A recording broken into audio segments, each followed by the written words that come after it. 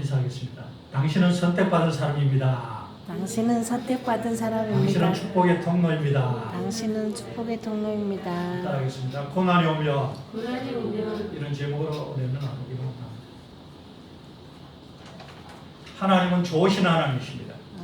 하나님 우리의 모든 기도에 응답해 주십니다. 하나님 우리의 모든 사정을 다 알고 계시지만 부르짖어 기도할 때 응답해 주십니다. 왜 하나님을 믿는 성도가 고난을 받는 것일까요? 또 그 고난을 피할 길은 무엇일까요? 첫 번째 따라하겠습니다. 고난은 하나님을 찾으려는 신호이다. 볼펜의 대명사로 알려진 모나미 153 볼펜은 1963년 5월 1일에 탄생했습니다. 사업을 하다가 도산 이기에 몰린 송삭성 송삼석 회장은 절박한 심정으로 기도원에 올라가게 되었습니다. 기도하면서 생각해 보니까 그간 사업을 하면서 하나님 앞에 범죄한 게 너무 많더라는 것입니다. 첫 번째, 주일 성수를 하지 않는 것. 그래서 그는 철저히 해결을 했습니다. 이제부터 주일 성수하겠습니다. 둘째는 돈을 많이 벌고도 11조를 안 했던 것이 기억나서 하나님의 뜻을 떼어먹었습니다. 이제부터 11조를 잘하겠습니다. 셋째는 새벽 기도하지 않은 것을 희겠습니다. 내가 새벽마다 주님 앞에 기도하지 않았습니다. 기도하기를 싫은 죄를 범했습니다. 이제 새벽 기도를 하겠습니다. 이렇게 결심을 했습니다. 이렇게 기도하고 난 다음에 하나님의 말씀을 읽고 있는데 요한복음 21장 1절에 14절 말씀을 읽는 중에서 영감을 얻고 또 환상을 보게 되었습니다. 베드로가 예수님이 지시하신 곳에 가서 그물을 내리니까 153마리의 물고기를 낚는 그 말씀인데 그 말씀을 하는 중에 베드로가 고기를 낚는 그 환상을 보게 되었습니다. 그래서 그는 하나님께 이렇게 기도했습니다. 하나님, 제가 모나미 153이라는 볼펜을 만들겠습니다. 153마리를 해가지고 이 모나미 153이죠. 지금 보면 모나미 153 0.7 이렇게 나와 있습니다.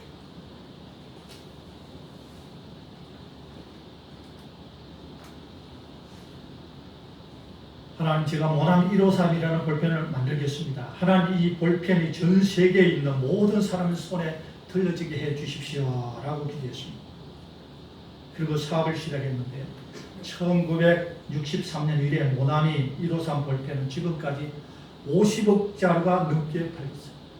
전 세계 인구 70억이라고 계산했을 때는 그냥 한 사람이 한 개서 다 가지고 있는 그런 매수가 되는 거죠.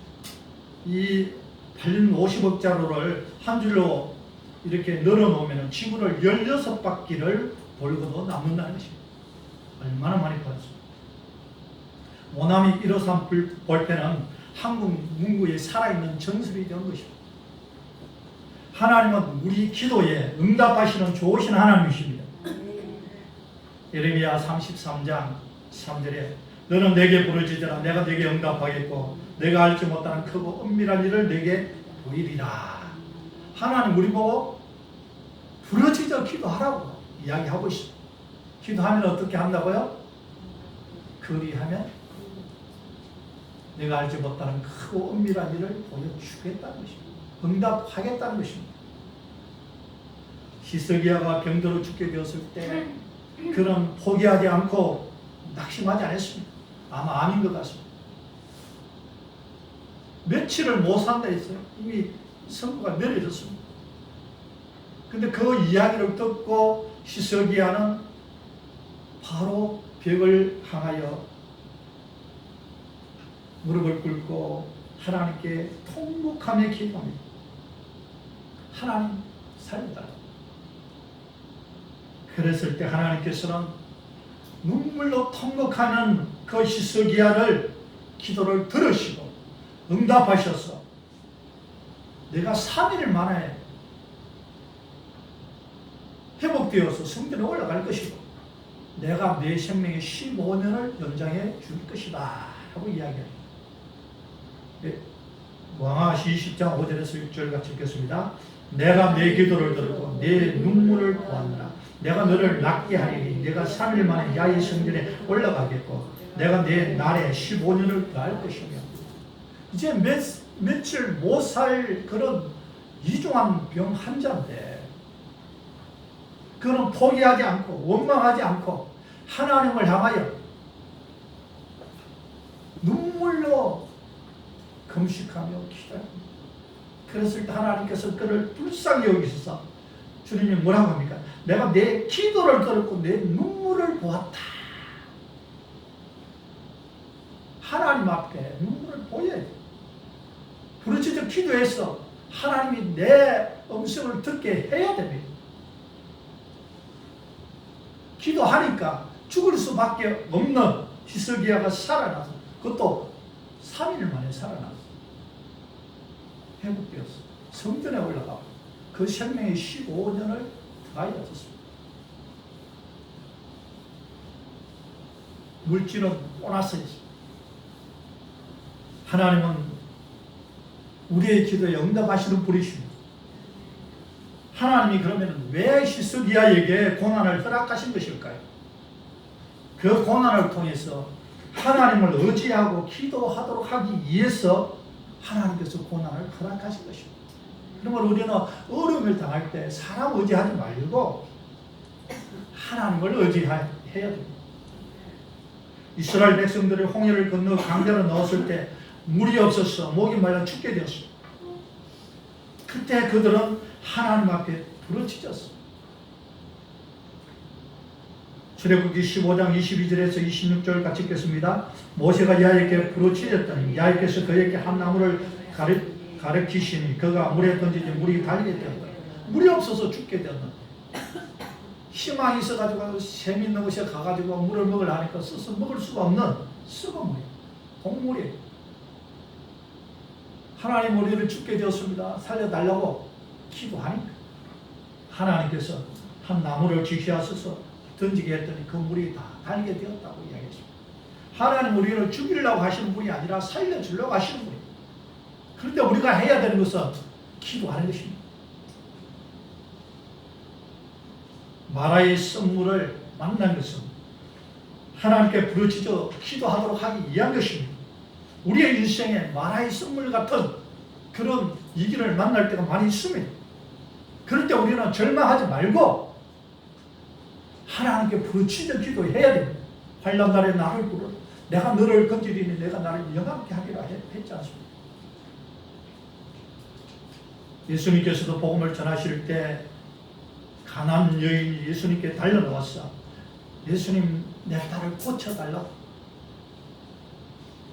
예수님께서 자녀의 떡을 취하여 개들에게 마땅치 않다. 모욕을 줬는데도 불구하고 주여 올소이다. 개들도 제 주인의 상에서 떨어지는 부스러기를 먹나이다. 부스러기라도 주십시오. 포기하지 않고 부르짖었더니 주님께서 딸아 내 믿음이 크도다. 내 딸이 나았느니라. 할렐루야. 조금 전까지 해도 뭐라고 이야기하면 이방 여인입니다. 가난한 여인입니다. 그런데 그 여인에게 주님께서는 뭐라고 이야기합니까? 방금까지 떡을 개들에게 던지면 마땅치 않다고 모욕을 주었는데도 기도하니까 내 딸이 낫느니라 선포하십니다.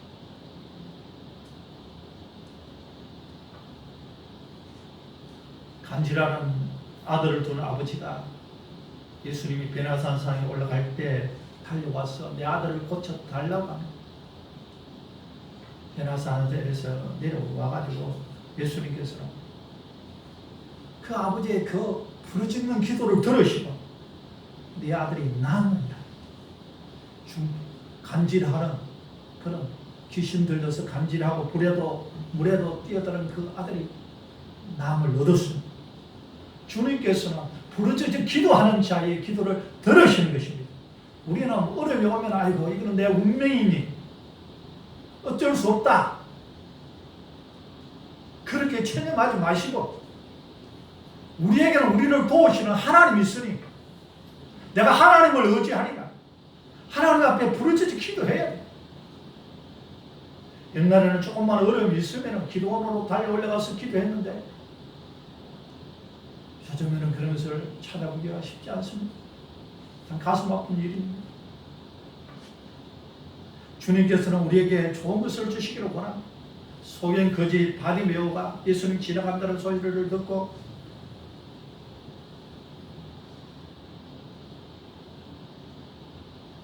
여리고 입구에 있다가 다윗의 자손 예수여 나를 불쌍히 여겨 주시옵소서 부르짖으니까 제자들이 이 거지야 좀 조용히 해라 그러면서 모독을 줍니다. 그런데도 불구하고 그는 더욱 크게 부르짖어 기도하여 다윗의 자손 예수야 나를 불쌍히 여겨 달라고 기도합니다. 그 부르짖는 소리에 예수님 가다가 걸음을 멈추시고 바디메오를 부르사 그의 눈을 뜨게 해 주셨습니다.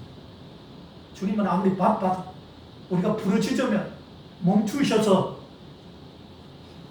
우리를 돌아보시고 우리를 구원해 주시는 것입니다. 포기하지 마십시오. 낙심하지 마십시오.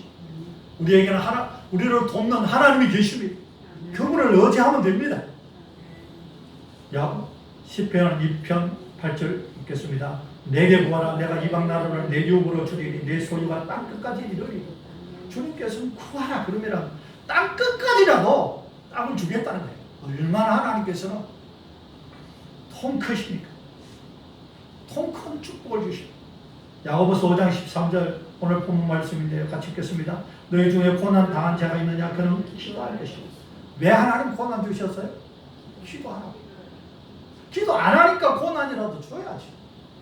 안 그러면 더 세상을 쫓아가고 더 자기를 의지하고 나갔다가 멸망의 길로 가는데 나중에 지옥으로 떨어지는데 하나님 그걸 두고 볼 수가 없죠. 그래서 고난을 통하여 돌아오게 하는 것입니다. 자식이 나쁜 길로 가면 부모가 해초리를 드는 것처럼 하나님께서는 우리에게 고난이라는 해초리를 들어서 우리를 바른 길로 인도하시는 것입니다. 고난이 왔을 때 부르짖으십시오. 하나님은 반드시 응답하십니다. 하나님 기도하는 사람이 기도를 결코 외면하지 않으시고 좋은 것으로 만족해 주십니다. 두 번째 따라하겠습니다. 고난이 찾아오는 이유. 왜 우리에게 고난이 찾아오는 것일까요? 하나님 말씀에 순종하는지 시험하려고 하나님께서 고난을 허락하시는 것입니다. 우리가 하나님 명령을 잘 지키는지 확인하기 위해서 고난을 허락해 주셔서 시험을 해요. 학교에서 학생들이 열심히 공부를 하느냐 안 하느냐 확인하기 위해서 중간중간 뭐가 있습니까? 중간고사도 있고 기말고사도 있지 않습니까? 그것처럼 하나님께서는 중간중간 우리의 삶을 시험해서 테스트하는 것입니다. 사사기 3장 4절 말씀 같이 읽겠습니다. 남겨두신 이 이방 민족들로 이스라엘을 시험하사 야훼께서 모세를 통하여 그들의 조상들에게 이르신 명령들을 순종하는지 알고자 하셨더라. 가나안 땅을 하나님 주셨는데 그 안에 아직도 정복하지 못한 가나안 사람들이 많이 있었습니다. 하나님께서 왜 그 사람들을 남겨두게 하셨느냐? 그 사람들을 통하여 남겨두신 그 가나안 이방 민족들로 통하여 이스라엘이 이방 민족들처럼 그들 따라서 우상을 숭배하며 하나님을 떠나 사는지 시험하기 위해서 하나님께서 그들을 곁에 붙여 두셨다는 겁니다. 믿음이 없는 사람들은 세상 사람을 따라서 할 것이고 믿음이 있는 사람들은 그들을 따라하지 않고 말씀을 따라 살게 되겠죠. 하나님께서는 그 시험의 잣대로 이방 사람들을 곁에 두었다고 말씀하고 있습니다. 신명기 8장 2절 같이 읽겠습니다. 내 하나님 야훼께서 이 40년 동안에 내게 광야 길을 걷게 하신 것을 기억하라. 이는 너를 낮추시며 너를 시험하사 내 마음이 어떠한지 그 명령을 지키는지 지키지 않는지 알려 하심이라. 이스라엘 백성들이 애굽에서 나와서 가나안 땅까지 가려면 한 보름 정도면 갈 수 있어요. 넉넉 잡고 한 달이면 충분합니다. 그런데 왜 40년을 돌았을까요? 하나님께서 40년 동안 훈련시켰는데 하나님 의지하는 것을 하나님께서 훈련시킨 것입니다. 만나를 주면 하늘을 쳐다보고 있다가 만나를 주면 먹고 불기둥과 구름기둥이 가면 가고 서면 서고 40년 동안에 고수도 훈련시켰어. 하나님 가면 가고 서면 서고 만나를 주면 먹고 안 주면 못 먹는 거죠. 그래서 하나님 의지하고 하나님 바라보도록 훈련시켰습니다. 하나님께서는 그런 고난의 기회를 주셨어요. 우리가 하나님 말씀을 따라 살 때까지 축복의 땅에 들어가기 전에 훈련을 시키는 것입니다. 그래서 우리에게 고난이 다가오는 것입니다. 여기서도 뭐라고 했습니까? 강약의 길을 걷게 하신 것을 기억하라. 40년 동안. 왜요? 이는 너를 낮추시며 너를 뭐 한다고요? 시험하사. 왜? 어떤 걸 시험해서요? 내 마음이 어떠한지 그 명령을 지키는지 지키지 않는지 알려 하신다. 우리에게 다가오는 고난, 우리도 이 세상 살아갈 때 광야 같은 어림을 만나게 돼 있어요. 그럴 때 하나님께서 그것을 통하여 하나님 말씀을 지키는지 안 지키는지 하나님께서 테스트하는 것입니다. 범죄로 말미암아 고난이 많이 또 옵니다. 사사기는 바로 그와 같은 모습을 우리에게 잘 보여주고 있습니다. 이스라엘 백성들이 가나안에 정착했을 때 이제 살만하니까 하나님 의지하지 않고 세상을 의지하고 자기를 의지하고 하나님 멀리 떠나가 그리고 세상을 따라 범죄합니다. 그러면 하나님께서 이웃을 강성케 하셔서 침략해 들어오게 만들고 그들의 노예가 되게 합니다. 고통스러우니까 하나님 살려달라고 부르짖었습니다. 그러면 하나님께서 사사 구원자들을 씌워서 그들을 구원해 줍니다. 그럼 평안이 옵니다. 평안하면 또 하나님을 떠나요. 그리고 범죄합니다. 그럼 하나님 또 이웃을 강성시켜서 쳐들어오게 만들고 그들의 포로가 되어서 고통스러우면 그때 또 하나님 살려달라고 기도합니다. 그럼 하나님은 또 사사를 씌워서 구원해줘요. 그럼 평안해지면 또 평안해지면 또 그렇게 합니다. 무려 얼마 동안 그렇게 합니까? 사사가 15명이에요. 사사 15명. 그거 무슨 말입니까? 계속 똑같은 것을 15번이나 반복하고 있다는 거예요. 전체. 기가 막히지 않습니다. 한 번, 두 번, 한 3번 정도 그렇다 하면 이제 깨닫고 돌아오면 되는데 참 인간이 쉽게 변하지 않습니다. 그래서 경건의 훈련이 필요한 겁니다. 경건이 습관이 돼. 그것이 바로 습관을 시키기 위해서 주님은 이스라엘 백성들을 40년 동안 강야에서 훈련시킨 거예요. 습관화되도록 하기 위해서. 새벽기도도 습관이 되어야 되고 전도도 습관이 되어야 되고 성경 읽는 것도 습관이 되어져야 돼요. 습관 안 된 사람이 하려면 그냥 몸이 틀립니다. 하나님께서는 아브라함에게 복을 주실 때 그냥 주지 않아요. 언제나 복을 주시기 전에는 테스트를 합니다. 복받을 그릇이 되어 있느냐 안 되어 있느냐. 그릇이 되어 있지 않는 자에게 주면 오히려 그는 저주가 됩니다. 어린 아이에게 칼을 주면 어떻게 되겠습니까? 어린 아이에게 수억의 돈을 주면 어떻게 되겠습니까? 독이 됩니다. 하나님은 복을 주기 전에 그것을 감당할 수 있는 능력이 되는지 확인을 합니다. 하나님께서 아브라함을 복의 근원으로 삼기 전에 모든 민족의 조상으로 삼기 전에 어떻게 합니까? 시험해. 창세기 22장 1절 같이 읽겠습니다. 하나님이 아브라함을 시험하시려고 그를 부르시되 어떻게 시험합니까? 네 아들 독자 이삭을 모리아산에서 번제로 드려라. 근데 여기서 재밌는 것은 하나님이 얼마나 구체적인 것인지 내 사랑하는 아들이라고 하면 아들이 지금 누구 있어요? 이삭도 있고 이스마엘도 있어요. 누구를 드릴까요? 이스마엘 드리죠. 종의 아들이지. 그러니까 하나님께서 딱 짚어가지고 내 아들 독자 이삭을 드리는 독자 이삭. 구체적. 어떻게 할 수도 없도록 하나님께서 그냥 내 아들을 드리려 하면 이스마엘을 드려버려요. 아브라함, 이삭, 내 독자, 내 아들, 내 독자 나가서 이삭을 드리라고 주님께서 지정을 합니다. 그때서야 아브라함은 이거예요. 보통 사람 같으면 어떻게 차라리 하나님 저를 죽이십시오 이렇게 나올 거예요. 그렇지 않겠어요? 근데 아브라함은 묵히 3일길을 가서 모리아산에서 아들을 묶어놓고 번제로 드리기 위해서 칼을 들 때 하나님께서 번제 받으려고 하는 게 아니잖아. 시험하려고 한 거잖아. 시험하려고 했으니까 아브라함아 내 손을 멈춰라. 내가 내 시험하려고 한 것이지 번제 받으려고 한 것이 아니다.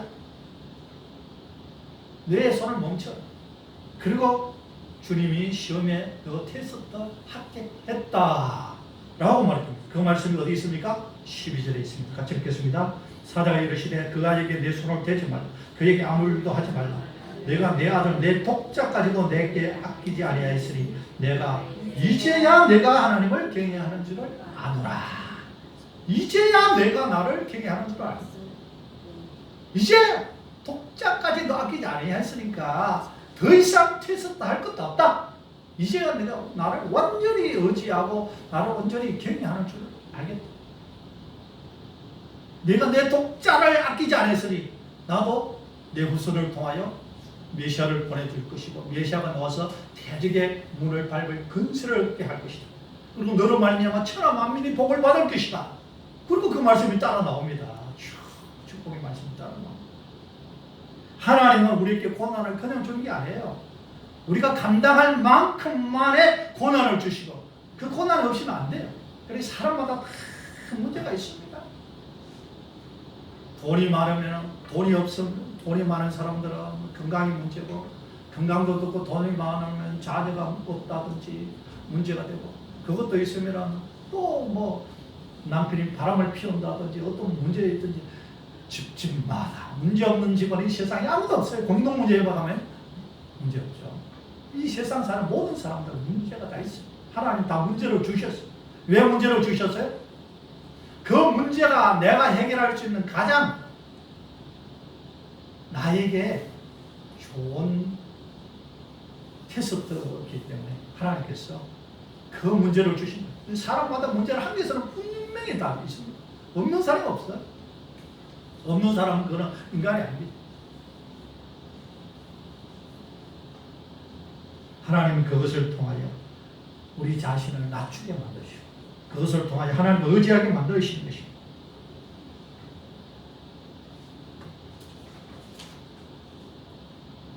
신명기 8장 14절에서 16절 같이 읽겠습니다. 내 마음이 교만하여 내 하나님 야훼를 잊어버릴까 염려하더라. 야훼는 너를 애굽 땅 종되었던 집에서 이끌어내시고 너를 인도하여 그 강대하고 위험한 강력고 불변과 정갈이 있고 물이 없는 간주한 땅을 지나게 하셨으며 또 너를 위하여 단단한 반석에서 물을 내셨으며 내 조상들도 알지 못하던 만나를 광야에서 내게 먹이셨나. 이는 다 너를 낮추시며 너를 시험하사 어떻게 한다고요? 마침내 내게 복을 주려 하시니라. 하나님의 결론은 뭡니까? 고난의 결론은 복 주려 하는 거예요. 근데 받을 그릇이 안 되면 어떻게 돼요? 또 시험 받고 또 시험 받는 거예요. 운전면허증 합격하지 못하면은 또 시험 쳐야 되고 또 시험 쳐야 되고 또 시험 쳐야 되는 것처럼 우리가 하나님 마음에 합하지 않고 하나님의 테스트에 합격하지 못하면은 똑같은 시험을 계속해서 받는 거예요. 언제까지요? 죽을 때까지. 죽을 때까지. 근데 빨리 합격을 하면은 에녹처럼 하나님과 동의하면서 아무 염려 없이 하나님께서 복을 내려주셔서 감당하게 하시는 것입니다. 고난이 왔을 때 하나님을 협박하려고 하는 사람도 있습니다. 또 하나님 이것 다 해주시면 저를 고쳐주시면 저를 축복해 주시면 제가 뭐 하겠습니다. 하나님과 협상하려고 하는 사람도 있습니다. 그것은 하나님 기뻐하는 일이 아닙니다. 그건 하나님이 시험의 테스트에 합격하는 것이 아닙니다. 우리는 고난이 올 때 하나님께 내 자신을 맞춰야 돼요. 하나님을 나에게 맞추려고 하는 게 아니라 내가 하나님께 맞춰야 돼요. 말씀에 맞춰야 돼요. 내가 어떤 문제가 있는가? 자신을 낮추는 거예요. 그래서 하나님이 나에게 무슨 원하십니까? 하나님 뜻에 맞춰서 하나님이 이제 되었다. 이제 내가 나를 경외하는 줄을 아노라. 그렇게 하나님께 합격 명령을 내리시면 그때는 그 고난이 사라지는 것이에요.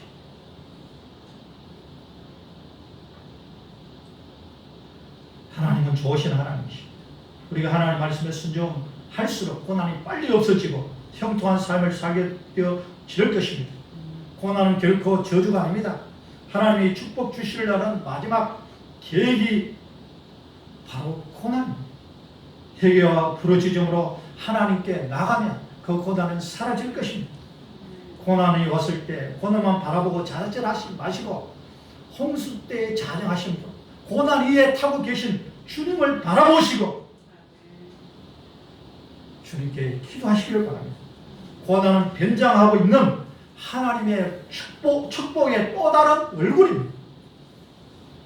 고통스러울수록 더 기도하십시오. 바쁠수록 더 기도하십시오. 기도는 만사를 형통케 하십니다. 기도는 우리의 운명을 바꿉니다. 삶의 어떤 절망 속에서도 결코 좌절하거나 낙망하지 마시고 항상 깨어 기도함으로 또 감사함으로 고난을 넉넉히 이기는 승리하는 모든 분들 되어지기를 축원합니다. 오늘 말씀을 생각하면서 우리 주님 이름 세움으로 기도하겠습니다. 주여 주여 주여 좋으신 아버지 하나님, 오늘 하나님